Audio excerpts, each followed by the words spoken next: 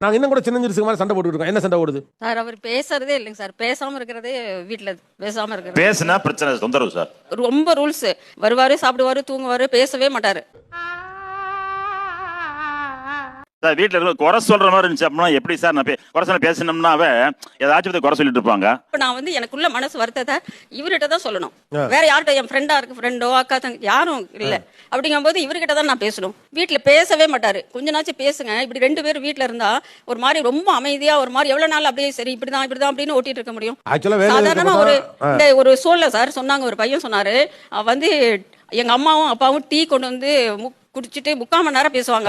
கேட்டோன்னே எனக்கு சாக்காச்சு. எங்கள் அம்மாவும் அப்பாவும் காலையில் காஃபி குடிப்பாங்க. எங்கள் அம்மா காஃபி போட்டுட்டு வந்து உட்காருவாங்க. உட்காந்துட்டு ஒரு 45 நிமிஷம் மினிமம் சாலிடாக, இன்றைக்கி நான் என் ஒய்ஃப்ட்ட ஃபுல்லாக எப்போ பார்த்தாலும் நம்ம ஒரு 5 நிமிஷம் கூட ஸ்பெண்ட் பண்ணுறதில்ல. 45 நிமிஷம் அந்த காஃபியை உட்கார வச்சுட்டு சுகர் எடுத்துகிட்டு வருவார் இவர். உட்காந்து அது கலந்து அந்த ஒரு 2 காஃபி கப்பில் அவ்வளோ அந்யூன்யம் பரஸ்பரம் இருக்கும். உட்காந்து அந்த அன்றைக்கி டே ஃபுல்லாகவே பிளான் பண்ணி பேசுவாங்க. இப்படியெல்லாம் இருப்பாங்களா ஹஸ்பண்ட் ஒய்ஃப் அப்படின்னு? சாதாரணமா உட்காந்து கொஞ்ச நேரம் வந்து ரிலாக்ஸா பேசணும் நான் எதிர்பார்க்கிறேன் சார். நடக்கவே மாட்டேங்குது. தெரியுமா பண்ணிட்டான். அவங்க இது ஒண்ணுதான், நீங்க எந்த பேசுங்கிறாங்க. ஏன் பேசுறது இல்ல? பேசுனா அது கருத்து வேற்றுமையில 2 பேத்துக்கு மனஸ்தாபம் ஏற்படும். அதுக்காக பேசாம கேட்டதுக்கு மட்டும் பதில் சொல்லிட்டு போயிடுவேன்.